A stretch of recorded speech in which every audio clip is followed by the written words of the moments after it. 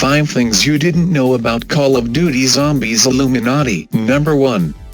The Illuminati. The Illuminati not only captivate the mind of conspiracy theorists, they have also captivated the minds of game development teams for years, and Call of Duty Zombies is no exception. In fact, there are various different mentions of the Illuminati in Call of Duty Zombies, especially in the early years of the titles. Specifically noted on the Call of Duty Black Ops Maps 5 and Ascension, the Illuminati play into the lore and has yet to be described or explained to Zombies fans.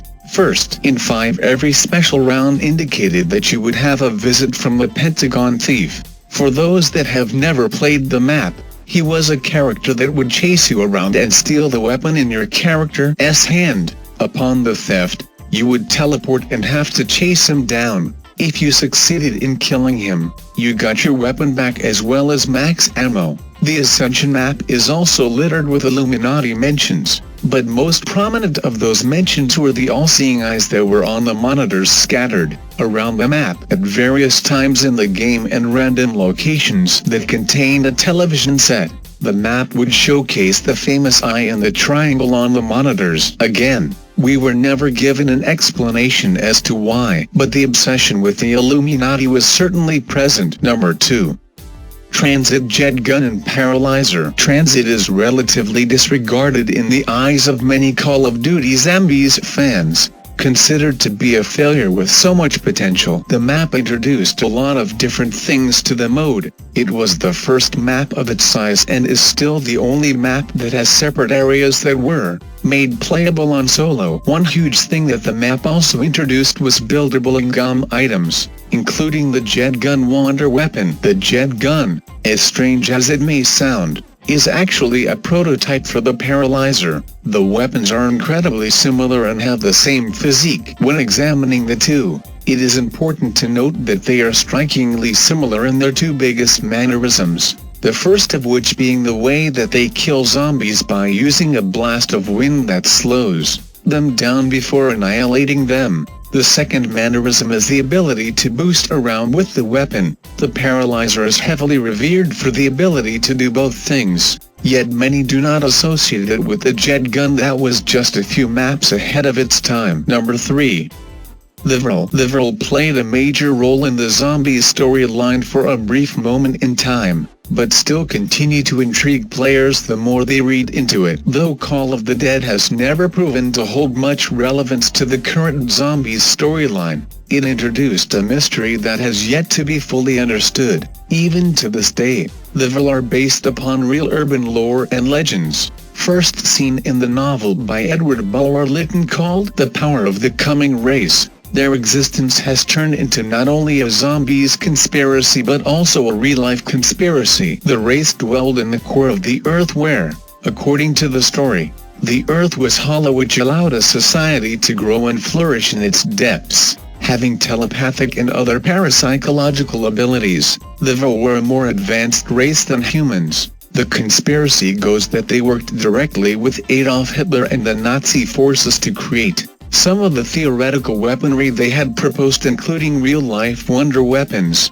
However, those stories are often dispelled as nothing more than urban myths. The presence of the Vole can be seen in the very basis of the Nazi zombies storylines with specific wonder weapons, and can be seen once again on Call of the Dead with the Vole generator alongside the VR-11. Mysteriously, the Vole generator was implemented into Black Ops 3's Der Eisendrache DLC map, yet no explicit explanation has been given as to how the Vole tie in at this point. Number 4.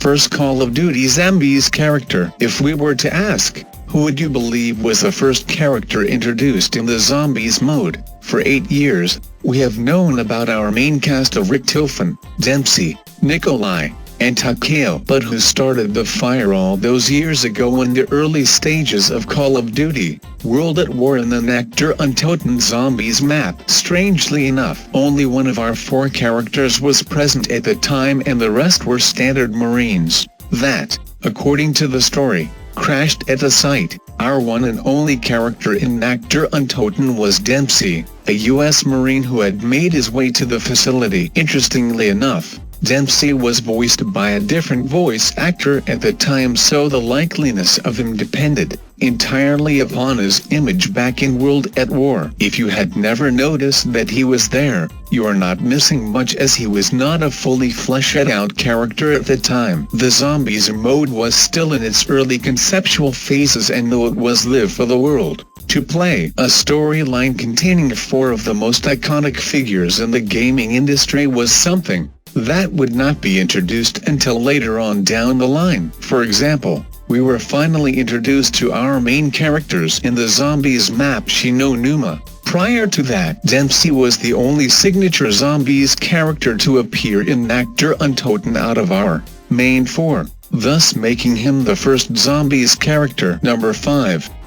Zombies nearly was scrapped. Call of Duty World at War was a transitional title in many ways, but what sticks out in the minds of countless Call of Duty players is that it was the Call of Duty title that officially introduced the Zombies mode. After its introduction, Zombies returned with each subsequent Treyarch title, and further down the line with other development teams. While this may not surprise you, what if we told you that the Zombies mode almost didn't exist? Zombies was initially intended as a side project that some of the development team at Treyarch started building without approval. It began as a fun extra level with the sole purpose of seeing how long you could last. When word spread around the studio about it, the team wanted to play and kept challenging each other to beat rounds. It got to the point where staff members and even some of Activision's publishing team would regularly email studio heads to ask about the mode. However, despite its popularity within the company,